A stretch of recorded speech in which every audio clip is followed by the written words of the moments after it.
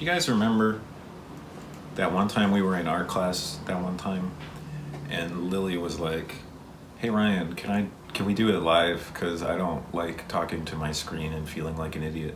Because who talks to their screens except like gamers and let's players, fucking scum." So I didn't really want to do that neither, but it had to be asynchronous. So I thought I would just do it in person and give my presentation to my homie Dominic. Dominic, flip the camera around and give him a what's up. Hey! Yeah, hell yeah, okay. Yeah, he's heard this thrice now, but you know what? We're smashing it out. We're having a good day. I'm going to panic. Oh yeah, here's this artwork. You guys saw this. What made that happen? Why did it turn out the way that it looked?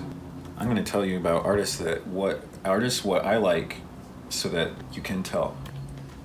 This isn't him, but this is a picture that he made. It's by Dwayne Michaels. I like Dwayne Michaels a lot. One thing that I really like about Mr. Michaels' work is how he edits his photos. He's very liberal with his editing. He will paint on his photos. He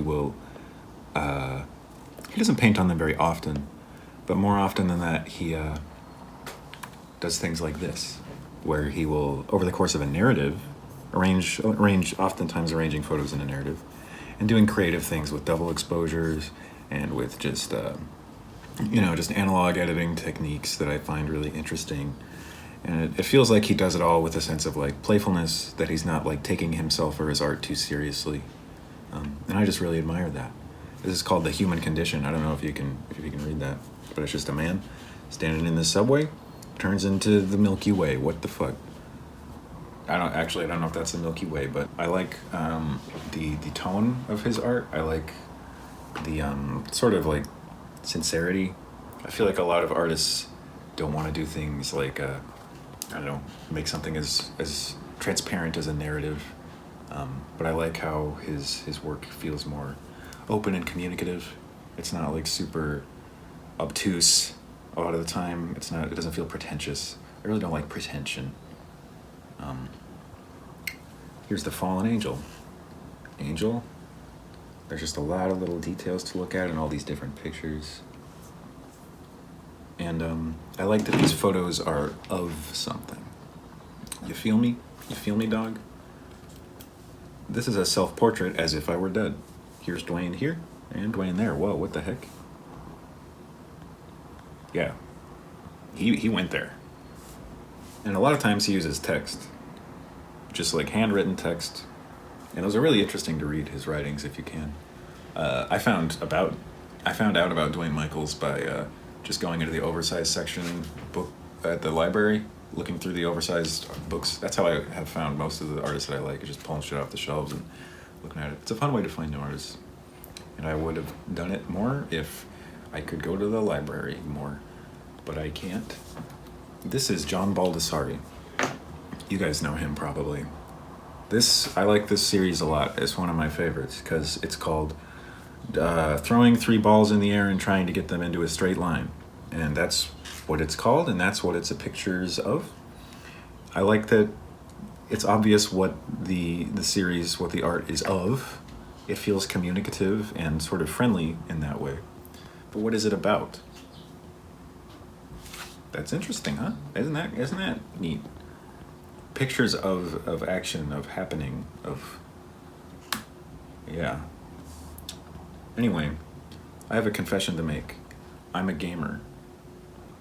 I've been working... This is a lot of stuff that I really liked as a kid, and I think it has like influenced my aesthetic sense a lot. My taste has been very, very informed by the foundation of the gamer shit that I liked as a kid. This is a concept art for the Metal Gear Solid series by Yoji Shinkawa. I love his mark making, and I always have. This motherfucker, looking at these bits here where like it feels like detailed yet also unintentional. It feels like rich and full, but also sort of unfinished and loose. I really love that tone. I love things that have like a layer of jank. Look at this goddamn mech. It feels like there's more like confidence and control because it's sort of loose, you know? He's not trying too hard. This is Yoshitaka Amano. He did the art for the Final Fantasy series. Goddamn, this shit is beautiful. Yet, look at the background. It's all just white. He only draws what he wants to. And I think that's great. I think that it gives it a sort of, I don't know, it gives it this sort of sense of like holiness and personality, truth. I don't know. Look at the stuff that he didn't draw. That's great. And also, this shit is just goddamn beautiful. I love like long, droopy lines. I love like, if you guys remember, I think it like my first artist video that I made where I showed some of my drawings. It looks kind of maybe sort of like this, just really like droopy and loose and god damn it, Yoshitaka. And this is concept art for Resident Evil 2. I love the sort of rudimentary sort of naivete in it. I love how in this man's jeans it's just like the freaking markers, you can see it. I love that type of stuff. And to tie this back into fine arts, Raymond Pettibone is an example of an artist who sort of captures that sort of like looseness and lack of sort of fear of making mistakes, maybe? I don't know. It's just that he makes like a ton of shit and just slaps it on walls, and it's like not always like the best or the most accurate drawings. He just makes stuff quickly, and I like that his stuff always sort of like similar to what I was talking about wanting my art to be like of something, but what it's about is less clear. Like it's always like he incorporates symbols of like Superman and a guy and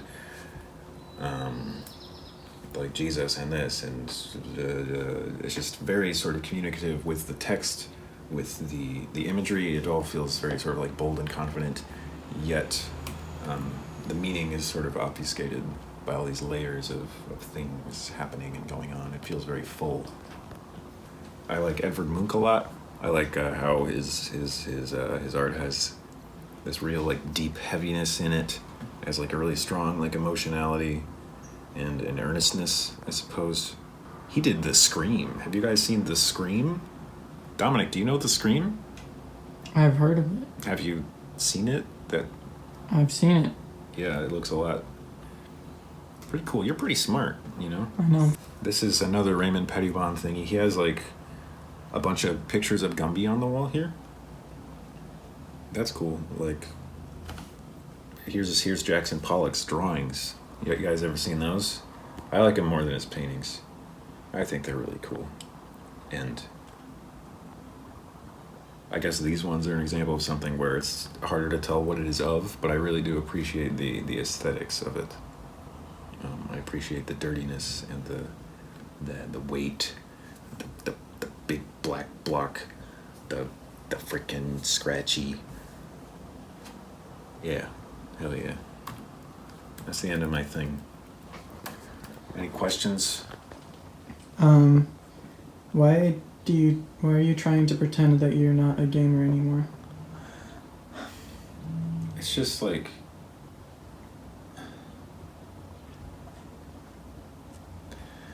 when did you first discover that you enjoy this messy style? messy. Yeah. Yeah.